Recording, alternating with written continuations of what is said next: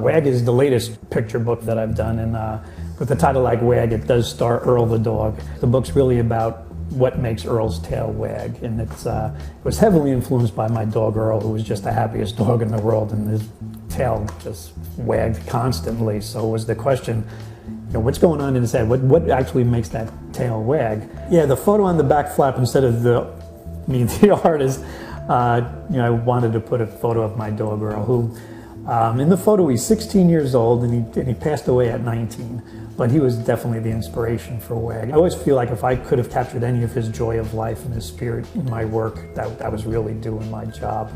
And WAG was definitely, inspired by him. So I just thought it would be a nice tribute to put his photo on the back. I've been an illustrator, right out of college. I got a job illustrating the Russell Baker column in the New York Times. So it's been a really long time. I illustrated for about 12 years, and then I started a comic strip 15 years ago called Mutts. Well, in doing the comic strip Mutts, I became I try to do my characters very animal-like and show the world through their eyes. I grew up wanting to be a cartoonist my whole life, but I also always wanted to do children's books. I loved Winnie the Pooh and Dr. Seuss and all those books. And when doing a daily comic strip, it's hard to find the time to do a children's book, but I just made the time.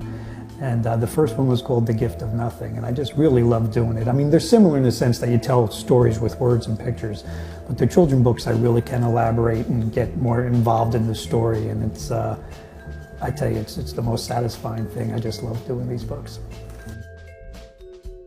Seeing the world through an animal's eyes, I became more aware of how tough it is for a lot of animals on this planet, so I became more and more involved and aware of animal issues, and actually, 9 years ago, I was asked to be on the board of directors of the Humane Society of the United States, and which is just a wonderful organization that's helping all animals all over the planet.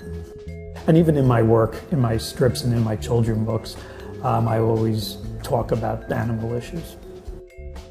Times are pretty tough on the planet for animals and the planet in general, so I think this younger generation, we're really leaving them a lot of problems. So I think, and I see it with kids when I talk to them, I think they understand that life is important and animals are important. So in all my books, in WAG in particular, it's just that connection, to have that connection with animals and to be kind. I mean, I think that's the main thing. We all just have to be kinder to each other and definitely kinder to our four-legged friends.